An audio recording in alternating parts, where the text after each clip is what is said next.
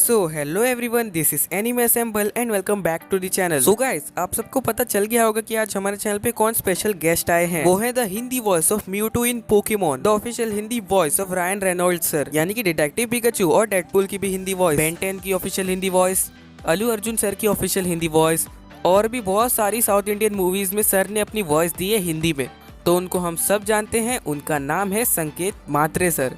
तो आज sir interview देने आए हैं हमारे चैनल एनिमे असेंबल पे। तो मैं सबसे पहले हम सभी फैंस की तरफ से सर को बहुत बड़ा थैंक्स कहना चाहूंगा, क्योंकि सर इतना ज्यादा टाइम निकाल के हम फैंस के लिए इतना बड़ा इंटरव्यू दे रहे हैं। तो जैसा कि सब जानते हैं, संकेत सर बहुत ही बड़े वॉइस आर्टिस्ट हैं। वो साउथ इंडियन की बहुत सारी मूवीज को हिंदी डब करते हैं, साथ में बहुत सारे एनिमे को भी डब करते हैं, और साथ में एनिमेटेड शोज को भी, और भी बहुत सारी चीजें वो हिंदी में डब करते हैं। सो आज हम लोग सर से बहुत ही ज्यादा क्वेश्चन पूछने वाले हैं, जैसे कि उनको डबिंग का शौक कैसे आया, वो डबिंग कब से कर रहे हैं, एनीमे इन हिंदी डब को लेकर क्या चल रहा है, अगर सर को ओमनीट्रिक्स या अल्टीमेट्रिक्स मिले तो वो उसका क्या करना चाहेंगे, और क्या वो गोकू को अपनी वॉइस देंगे हिंदी डब में, और भी बहुत सारे ऐसी ऑसम क्वेश्चंस।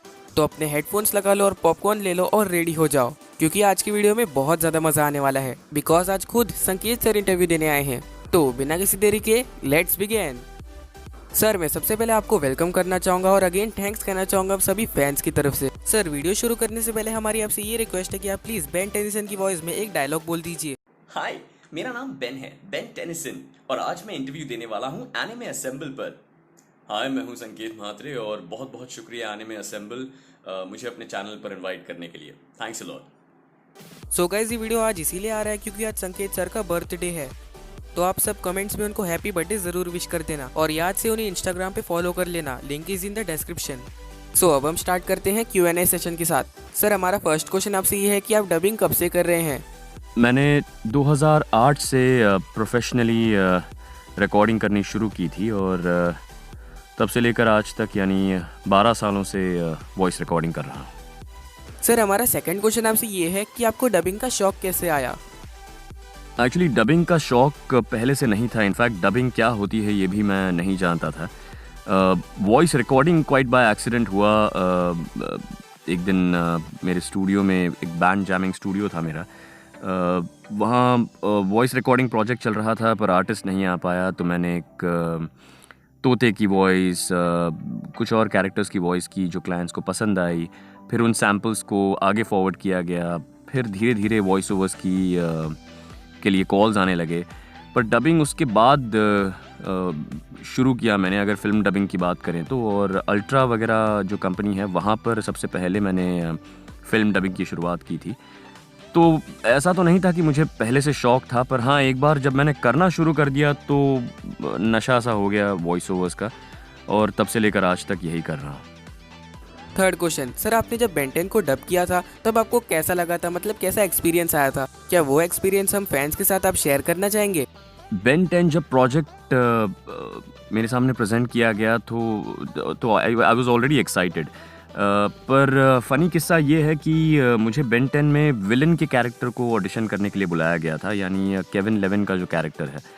और उसकी ऑडिशन के बाद मुझसे कहा गया कि क्या मैं बेन की वॉइस ट्राई करना चाहूँगा। मैंने फट से हाँ कर दी, और बेन की वॉइस के लिए मैंने तभी के तभी ऑडिशन दी थी। और उसके लिए मुझे वॉइस को थोड़ा सा थिन करना पड़ा, जो टीनेजर टोन था वो पकड़ना पड़ा।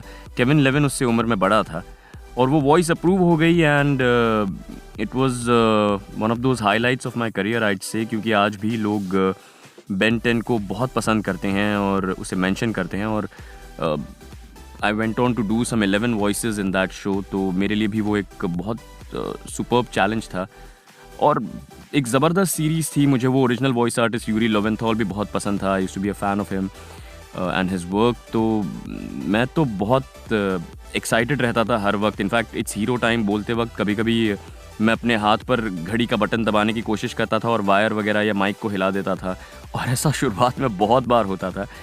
धीरे धीरे I understood I don't need to move physically in the studio. I can kind of maintain my voice, because I was also learning. It was मेरे करियर की शुरुआत में था ये। So I am glad that project came my way, क्योंकि उससे मुझे बहुत कुछ सीखने को मिला। सर आपका अब तक का पूरा डबिंग एक्सपीरियंस कैसा रहा है।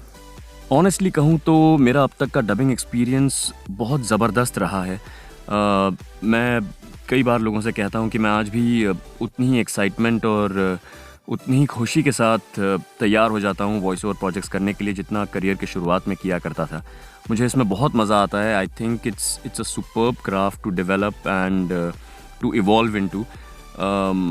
और हालांकि मेरे शुरुआती करियर में बहुत सारी स्ट्रगल्स थी। मैं लोगों को जानता नहीं था, मुझे कुछ पता नहीं था इंडस्ट्री के बारे में। मैं काफ़ी कुछ सीख रहा था। तो तब एक बहुत ही मुश्किल दौर से गुज़रा। कई सारे चैलेंजेस फेस किए, but thankfully I met good people along the way. अच्छे प्रोजेक्ट्स मिले, मेहनत को अप्रिशिएट किया गया और धीरे धीरे काफ़ी रिकग्निशन मिलती गई। तो I'd say my dubbing experience has been wonderful so far. Sir, आप इस लॉकडाउन में अपना टाइम कैसे स्पेंड कर रहे हैं? क्या वो आप हम फैंस को बताना चाहेंगे? थैंकफुली इस लॉकडाउन में मैं ऐसी बहुत सी चीज़ें कर रहा हूँ जो शायद रेगुलर रूटीन में नहीं कर पाता। कई महीनों से, एक्चुअली कुछ सालों से मैं वो वॉइस ओवर की सीरीज़ बनाने की कोशिश कर रहा था जिससे लोग अपने वॉइस को इम्प्रूव कर पाएँ।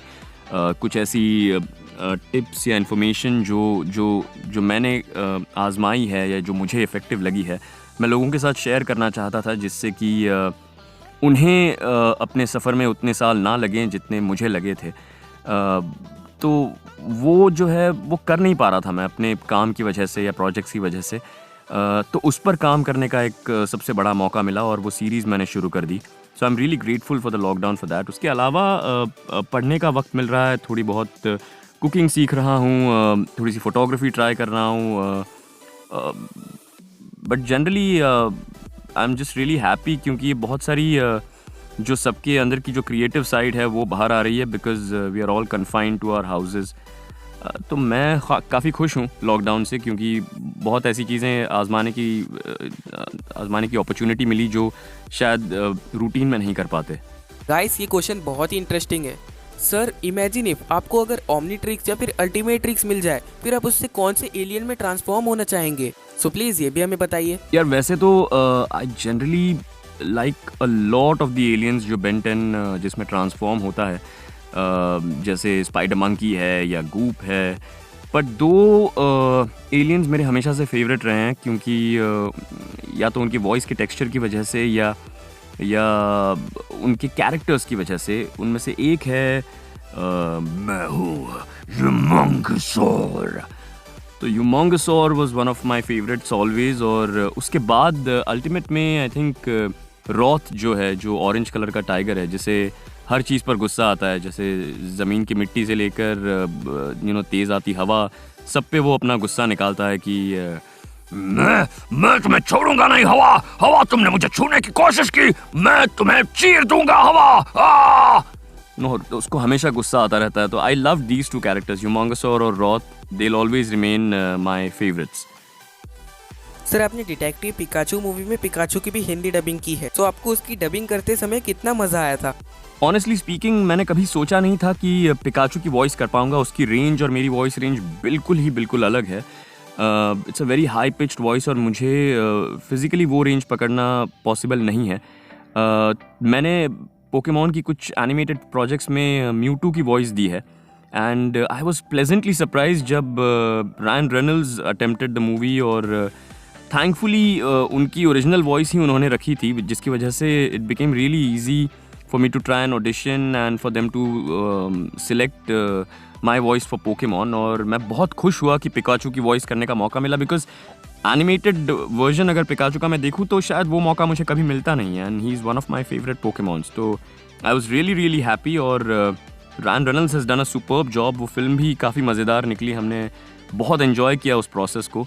सो I am really glad and I feel lucky and privileged कि मुझे पिकाचू की वॉइस करने का मौका मिला। Sir, anime in Hindi dub को लेकर कुछ बताइए। एनिमे इन हिंदी एक बहुत ज़बरदस्त मूवमेंट है, और मैं इसमें बहुत देरी से इनिशिएट हुआ। हालांकि I have always been a huge fan of anime. मुझे बहुत पसंद है एनिमे। बहुत सारे शोज़ ऐसे हैं which have always remain favourites.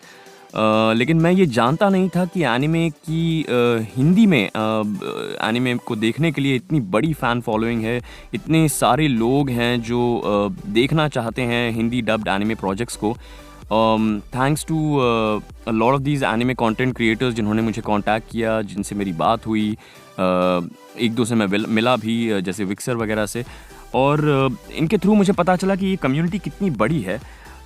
मैंने पहले भी जब ये पता नहीं था तब भी कुछ एनिमेटेड प्रोजेक्ट्स पिच करने की कोशिश की थी। I was trying to collaborate with Japanese studios जिनके पास मैं अपनी आइडियाज़ पिच करके उनके एनिमेटर्स के साथ मिलकर एक प्रोजेक्ट बनाने की कोशिश कर रहा था। और अब ऐसा हुआ कि because of this entire thing मुझे पता चला कि इतने सारे लोग एक्साइटेड हैं एनिमे को देखने के लिए, तो मैंने दोबारा उन लोगों से कांटेक्ट करने की कोशिश की, और हमने इनफैक्ट कुछ शोज़ वगैरह हाईलाइट करवाए थे कुछ कंटेंट क्रिएटर्स के साथ मीटिंग करके, जो शायद जिनके सैम्पल्स हम तक पहुंचा पाएँ वो लोग, और हम डब करके उन्हें दिखा पाएँ। But as of now I am really happy कि धीरे धीरे lot of OTT platforms specially Netflix वगैरह आर पेइंग अटेंशन, और उन्हें समझ में आ रहा है कि कितनी बड़ी कम्युनिटी है, कितने लोग ये देखना चाहते हैं। तो आई एम रियली ग्लैड कि मैं इस एनिमे कम्युनिटी का एक छोटा सा हिस्सा हूँ, and I am as excited as everybody else कि हिंदी में एनिमे कंटेंट कब आएगा। सर क्या कोई एनिमे प्रोजेक्ट पर काम चल रहा है जिसमें हमें आपकी वॉइस सुनने मिले हिंदी में? कोई मेन स्ट्रीम एनिमे नहीं है अनफॉर्चुनेटली जिसमें मैंने अभी तक अपनी वॉइस दी है। हालांकि कुछ जापानीज़ एनिमे फिल्म्स हैं जिनमें मैं अपनी वॉइस दे रहा हूँ, पर वो भी आई थिंक लॉकडाउन की वजह से पूरी नहीं हो पाई हैं। जैसे ही वो पूरी होती हैं I'd love to figure out कि वो कहाँ पे दिखाई जाएंगी, एंड देन मैं अपने सोशल मीडिया हैंडल्स पर उसे अपडेट कर दूँगा। बट हाँ, आई एम लुकिंग फॉरवर्ड कि कोई मेजर एनिमे सीरीज़ या फिल्म्स हों जिनमें मुझे ऑडिशन करने का मौका मिले, तो मैं डेफिनेटली उन्हें उनके लिए ऑडिशन दूंगा, और I would love to voice for some characters. Fingers crossed, hopefully ये जल्दी हो जाए। सर आपको अगर एलियन एक्स में ट्रांसफॉर्म होने का चांस मिले फिर आप क्या करना चाहेंगे? ऑनेस्टली स्पीकिंग, एलियन एक्स जैसा एलियन इमेजिनेशन के बाहर का है। उसकी जो पावर्स उन्होंने दिखाई थी वो they were really creative and unimaginable. तो वैसा अगर कोई मौका मिले तो मैं ज़्यादा छेड़छाड़ नहीं करना चाहूँगा, बिकॉज़ जैसा कि मैंने पहले कहा था कि काफ़ी सारी अप्स एंड डाउन्स आती हैं लाइफ में, और जब वो आती हैं तभी you become a better person for it. आज मैं कह सकता हूँ कि जो चैलेंजेस फेस किए थे मैंने, उन्हीं की वजह से I am standing where I am standing. तो अगर एलियन एक्स जैसी पावर मिलेगी और मैं टाइम में वापस जाकर जो गलत चीज़ें हुई हैं उन्हें सही कर दूंगा, तो आई रियली डोंट थिंक उन फ्लॉज के बिना मैं उतना अच्छा इंसान बन पाऊंगा जितना मुझे लगता है कि मैं आज बन पाया हूँ। तो आई थिंक फ्लॉज और गलतियाँ होना इम्पॉर्टेंट है। अगर आप एलियन एक्स हैं भी तो शायद कोई ऑब्वियस सी मिस्टेक जो इनजस्टिस वगैरह है उसे ठीक कर सकते हैं, बट मुझे नहीं लगता पर्सनल मिस्टेक्स जिनसे हम सीख लेते हैं उन्हें हमें वक्त में वापस जाकर सुधारने की कोशिश करनी चाहिए। सर आप मैन वर्सेस वाइल्ड में बेयर ग्रिल्स सर के भी कैरेक्टर को वॉइस देते हैं हिंदी में, सो सर आपको कैसा लगता है उन्हें डब करते समय? बेयर ग्रिल्स हमेशा से बहुत ही एक्साइटिंग प्रोजेक्ट रहा है। एक बिकॉज मुझे वाइल्ड लाइफ और जंगल सर्वाइवल ये बहुत इंटरेस्टिंग टॉपिक्स लगते हैं। There is a lot of facts जो पता चलते हैं बेयर ग्रिल्स के शोज़ करते वक्त। तो मैं I am more like an audience जब मैं वो शोज़ डब करता हूँ then a voice. Bear Grylls का सबसे इंटरेस्टिंग पार्ट ये होता है कि दो पर्सपेक्टिव्स में बात करने का मौका मिलता है जो बहुत चैलेंजिंग होता है कभी कभी। एक होता है जब he is trying to shout and किसी पार्टनर वगैरह को एनकरेज करने की कोशिश कर रहे हैं या हेलीकॉप्टर में बैठकर इन्फॉर्मेशन देने की कोशिश कर रहे हैं, और दूसरा होता है जब वो करीब आकर कैमरा में बात कर रहे हैं या नरेशन कर रहे हैं। तो that is always been a challenging aspect of Bear Grylls जो मुझे बहुत पसंद है। the whole perspective aspect of it and कैसी अपनी वॉइस चेंज करनी है, कितना दूर कोई खड़ा है उसके लिए कितना थ्रो देना होगा। और उसके अलावा अभी हाल ही में we started Bear Grylls started shooting with one episode with the prime minister. अभी रजनीकांत जी के साथ एक एपिसोड हुआ। So these are also really exciting aspects की हमेशा हॉलीवुड सेलिब्रिटीज़ या फॉरेन सेलिब्रिटीज़ के साथ एपिसोड्स होते हैं, पर अब धीरे धीरे इंडियन सेलिब्रिटीज़ के साथ एपिसोड शुरू हो गए हैं, तो those are really exciting times. Thankfully Rajinikanth वाला जो एपिसोड था वो लॉकडाउन के बस 2 या 3 दिन पहले हमने ख़त्म किया था, तो दैट गॉट एड। अब पता नहीं अगला एपिसोड कब करने का मौका मिलेगा। सर आपको देखकर हम फैंस को भी बहुत ज़्यादा मोटिवेशन मिलती है। सो सर क्या आप प्लीज़ हम सभी फैंस के all time favourite character Ben 10 के वॉइस में हम फैंस को बोलेंगे stay home stay safe. Thank you so much. Definitely Ben की आवाज़ में मैं कुछ कहना चाहूँगा। हाय, मेरा नाम बेन है, बेन टेनिसन, और मैं आपसे कुछ कहना चाहता हूँ। ये कोरोना बहुत ही डेंजरस बीमारी है और मैं बस आपसे इतना कहना चाहता हूँ कि स्टे होम स्टे सेफ। आप सब हीरो हैं and it's hero time. Thank you so much sir Ben की वॉइस निकालने के लिए। सर आपने साउथ की मूवीज़ में बहुत से हीरोज़ को अपनी वॉइस दी है and specially Allu Arjun sir को। सो आपका अब तक का साउथ मूवीज़ का डबिंग एक्सपीरियंस कैसा रहा है? साउथ टू हिंदी के प्रोजेक्ट्स करना मैंने अपने करियर में बहुत देरी से शुरू किया, और एक तरह से मैं इस बात के लिए थैंकफुल हूँ, क्योंकि जिस वक्त पर ये प्रोजेक्ट्स आना शुरू हुए तब मैंने कई फिल्में वगैरह कर ली थी, इंग्लिश टू हिंदी प्रोजेक्ट्स किए थे, और एज अ वॉइस एक्टर थोड़ा कॉन्फिडेंट था, थोड़ा एक्सपीरियंस था।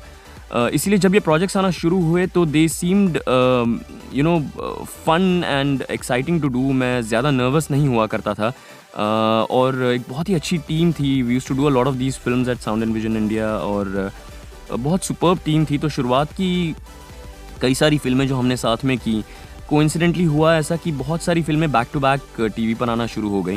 हालांकि उन्हें डब अलग अलग ड्यूरेशंस या अलग अलग टाइम इंटरवल्स के बाद किया गया था, पर वो टेलीकास्ट आई थिंक एक के बाद एक होना शुरू हो गई, और उससे बहुत लोगों को वॉइस पता चलने लगी, और there was a huge fan following. और जैसे कि आपने मेंशन किया, अल्लू अर्जुन वगैरह जी की जो मूवीज़ हैं, स्पेशली सराय नोडू और डीजे, इनफैक्ट सराय नोडू जो थी वो यूट्यूब पे, I think it was the first dubbed film to cross 100 million, and I don't think like a lot of people told me at that point in time कि Hindi film भी कोई YouTube पे 100 million cross नहीं कर पाई थी। तो that was a huge achievement. बहुत ही ज़बरदस्त कम्युनिटी है साउथ टू हिंदी फिल्म्स की, एंड इतने सारे लोग मैसेजेस करते हैं, अप्रिशिएट करते हैं काम को अलग अलग जगहों से दुनिया में। I am really grateful to all of them. Thank you so much. मेरी वजह से अगर आप उन्हें देख पा रहे हैं तो आपकी वजह से मुझे एनकरेजमेंट मिलती है बेटर से बेटर प्रोजेक्ट्स करने की। So I am really grateful and thankful to all of you for the wonderful amount of work I have been able to do in south to Hindi films. Sir हम fans anime को Hindi dub में लाने के लिए क्या क्या कर सकते हैं? एनिमे को हिंदी में देखने के लिए कोई सीधा सा रास्ता तो है नहीं। I think generally a lot of big corporations take decisions based on numbers कितने वायबल हैं, और फिलहाल धीरे धीरे उन्हें पता तो चल रहा है कि ये कम्युनिटी कितनी बड़ी है, व्यूअरशिप कितनी हो सकती है, which is why coincidentally projects like Japanese anime films वगैरह ये डब होना शुरू हो चुकी हैं। OTT प्लेटफॉर्म्स लाइक नेटफ्लिक्स वगैरह ऐसा सीरियसली ले रहे हैं। बहुत सारी सर्वेज वगैरह जो डाली जाती हैं या पोल्स जो डाले जाते हैं, उनमें हेविली एनिमे कम्युनिटी पार्टिसिपेट करके दिखा देती है कि हम कितने सीरियस हैं इस बारे में, और हमारी कम्युनिटी कितनी बड़ी है। तो मुझे लगता है कि यही करते रहना है, हैमर करते रहना है चीज़ों को। आप जैसे जो अमेजिंग कंटेंट क्रिएटर्स हैं जो एनिमे को लेकर अवेयरनेस क्रिएट कर रहे हैं, इसके बारे में ख़बरें दे रहे हैं लोगों को, आपको बस अपना काम करते रहना है। आई थिंक धीरे धीरे the industry will start taking us seriously, और आई एम होपिंग कि और मेजर प्रोजेक्ट्स आना शुरू हो जाएं, जो अब ऑलरेडी हो चुका है। आई एम जस्ट होपिंग कि दिस कीप्स गोइंग। अब Japanese films weathering with you वगैरह के लिए मैं भी काफ़ी इन्वॉल्व था। ये इंडिया में रिलीज़ हो रही हैं, which is a huge thing. I think that's a big step for the Indian anime community, और ये मुझे लगता है कि बढ़ता ही जाएगा। I am just fingers crossed जल्द से जल्द ये सारे प्रोजेक्ट शुरू हो जाएं, और इंडियन एनिमे कम्युनिटी को आखिरकार वो मिले जिसका उन्हें बेसब्री से इंतज़ार था। सर आपकी न्यू प्रोजेक्ट्स के बारे में हमें कुछ बताइए जो हमें टीवी और नेटफ्लिक्स में फ्यूचर में देखने मिलेंगे आपकी वॉइस में। मेरे कुछ फ्यूचर प्रोजेक्ट्स हैं, जैसे कि एक एनिमेटेड फिल्म आने वाली है, और नेटफ्लिक्स के कुछ शोज़ हैं जो ऑलरेडी हाफ वे डब्ड हैं। एक साउथ टू हिंदी की फिल्म है, कुछ और साउथ टू हिंदी के प्रोजेक्ट्स हैं जो पाइपलाइन में हैं। अनफॉर्चुनेटली इस लॉकडाउन की वजह से कुछ भी कह पाना मुश्किल है, तो इस वक्त मैं किसी तरह के कोई अपडेट्स नहीं दे पाऊँगा। बट हाँ, जैसे जैसे खबर आनी शुरू हो जाएगी, जैसे जैसे काम शुरू हो जाएगा, मैं डेफिनेटली अपडेट करता जाऊँगा। There are definitely some really interesting projects to look at. I will update as and when I get information about it. Sir जैसे कि हम सबको पता है आप ऑफिशियल वॉइस है रायन रेनॉल्ड सर की, तो उनकी सभी मूवीज में आप ही हिंदी डबिंग करते हैं, जैसे कि detective Pikachu, Deadpool, green lantern और भी बहुत सारी। सर आपको उन्हें डब करते टाइम कैसा फील होता है? यार, रायन रेनॉल्ड्स के लिए डब करना is always one of those favourite things of mine that I look forward to. He is such a great improviser. उनकी फिल्मों में जो लाइंस होती हैं वो कई बार पता चल जाता है कि यार ये ऑन सेट इम्प्रोवाइज़ की गई लाइन है, और फिर उसे हिंदी में अडाप्ट करना is always a challenge, is always fun to do. I am lucky कि उनकी इतनी सारी फिल्में, in fact Green Lantern was my first Hindi theatrical film जो मैंने की थी, and I am really happy that it was a Ryan Reynolds film. Croods was another enjoyable project. अगर आपने देखी नहीं है हिंदी में क्रूड्स, अगर आपको कहीं मिले, all the artist have performed wonderfully in that film. Pooja Punjabi, Rajesh Khattar ji, Gullu दी, everybody is done such a great job. उसके अलावा ऑब्वियसली डिटेक्टिव पिकाचू और सबकी favourite Deadpool, I am really lucky I'd say, because उनकी फिल्मों में एक अलग मज़ा है। There is a lot of comedy that we are able to pull off. हाल ही में नेटफ्लिक्स पर 6 अंडरग्राउंड आई थी, उसमें भी we had a ball of a time. उसे डब करते वक्त हमने बहुत मज़ा किया। आई होप, और मुझे मैसेजेस भी आए थे काफ़ी लोगों के कि उन्हें भी बहुत मज़ा आया उस फिल्म में। Out and out action film थी। सो आई से I am really happy. I keep looking forward कि उनका अगला प्रोजेक्ट कौन सा होगा और मुझे उसमें वॉइस करने का मौका मिलेगा या नहीं। सर ऐसा कौन सा कैरेक्टर है जो आपके लिए सबसे ज़्यादा चैलेंजिंग था? चैलेंजिंग कैरेक्टर्स की बात करें तो मैं जनरली बेन 10 और मार्शियन के मैट डेमन के कैरेक्टर को मेंशन करता हूँ। बेन 10 इसलिए क्योंकि सबसे पहले तो वो मेरे नॉर्मल या नेचुरल रेंज का वॉइस नहीं है। वो कैरेक्टर एक यंग टीनेजर है, तो उसके लिए मुझे वॉइस मॉड्यूलेट करनी पड़ी। इसके अलावा उसमें मैंने वो जो 10 एलियंस थे जिसमें वो कन्वर्ट होता है, उनकी भी वॉइस की थी, which is why I always say it was a challenging thing because every alien had a different texture and kind of delivery. तो मज़ा आया था वो करने में। और मार्शियन इसलिए क्योंकि मार्शियन की मेजॉरिटी फिल्म वो अकेला कैरेक्टर है जो कैमरा पर बात कर रहा है। So to keep it interesting, to keep the perspective, और धीरे धीरे उसकी हेल्थ डिटीरियोरेट होती है, वो कमज़ोर होता जाता है, और फिल्म के एंड में he is shown to be an old guy. तो उसमें काफ़ी सारे वॉइस वेरिएशंस थे जो करने में मुझे बहुत मज़ा आया। तो those are the 2 characters I think which were really challenging to do. Sir ऐसा कौन सा कैरेक्टर है जिसे आप डब करना चाहोगे? अगर एनिमे की बात करूं तो 2 characters stand out. Death note is one of my favourite animes, और उसके अलावा फुल मेटल अल्केमिस्ट ब्रदरहुड मुझे बहुत पसंद है। तो Light Yagami from Death Note और रॉय मस्टैंग का जो कैरेक्टर है from Full Metal Alchemist Brotherhood, ये 2 मुझे बहुत पसंद हैं, and I would love to be able to voice for them someday. इसके अलावा गोकू बहुत लोग चाहते हैं कि मैं वॉइस करने की कोशिश करूं। आई एम होपिंग किसी दिन इन्हें वॉइस करने का मौका मुझे मिले। सर क्या आप गोकू को अपनी वॉइस देंगे हिंदी में इन ड्रैगन बॉल? जैसा कि मैंने कहा कि बहुत लोग चाहते हैं कि मैं गोकू की वॉइस दूं, और आपने भी वही सवाल किया।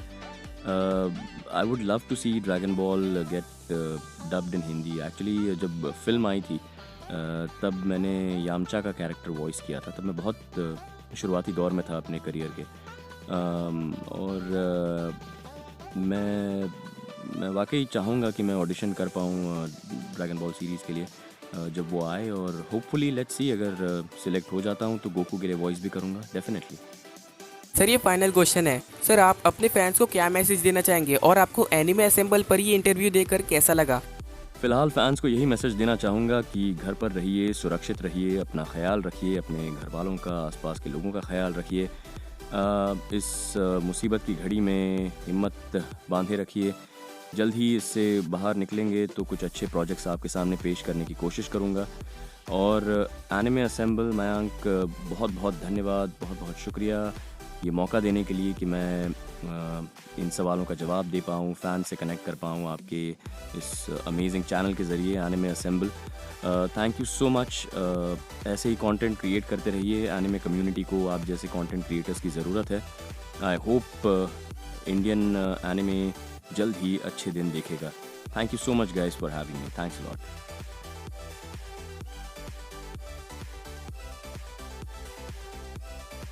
Sir thank you so much, आपने हम फैंस के लिए इतना बड़ा इंटरव्यू दिया, टाइम निकाल के अपना प्रीशियस टाइम हमें दिया और हमारे सभी क्वेश्चंस के आपने आंसर दिए इतने औसम तरीके से। और हम फैंस आपकी न्यू प्रोजेक्ट्स के बारे में, जो आप नए प्रोजेक्ट्स डब करेंगे हिंदी में, चाहे वो एनिमे हो या फिर कोई मूवी हो या फिर कोई एनिमेटेड शो हो, हम उन्हें ज़रूर सपोर्ट करेंगे। तो हमें अभी भी बिलीव नहीं हो रहा है, हमने संकेत सर का इंटरव्यू लिया, मतलब सब कुछ एक सपने जैसा है। हम जिस कैरेक्टर को टीवी पे देखते आ रहे हैं, बेन टेनिसन को, बाकी भी बहुत सारे कैरेक्टर्स को, तो उनसे हमारी बहुत सारी यादें जुड़ी हुई हैं। आज उनके वॉइस आर्टिस्ट का इंटरव्यू लेने का चांस मिला, तो इससे अच्छी बात क्या हो सकती है। Sir thank you so much भी फैंस की तरफ से। Sir thank you so much, आपने अपना प्रीशियस टाइम हमें दिया, सच में सबकी तरफ से थैंक्स। सो गाइस, आपको इंटरव्यू देखकर कैसा लगा कमेंट्स में ज़रूर बताना। और इस वीडियो का लाइक टारगेट है 1000 लाइक्स, तो हमें पता है आप वो भी आसानी से कर लोगे। और इस वीडियो को हर एक फैन के साथ शेयर करें ताकि सबको पता चल सके कि हमारे फेवरेट कैरेक्टर की हिंदी वॉइस कौन है। और अगर आप चैनल पे न्यू हैं तो चैनल को सब्सक्राइब कीजिए, साथ में नोटिफिकेशन बेल पे ऑल नोटिफिकेशन क्लिक कीजिए, जिससे आपको हर कोई आने वाले ऑसम वीडियो की नोटिफिकेशन मिलती रहेगी। सो गाइस, आज के लिए सिर्फ इतना ही। सो गाइस, मिलते हैं आपसे नेक्स्ट वीडियो में। Till then bye. जब तक के लिए ट्रू पोकेमॉन और एनिमे फैन बने रहें।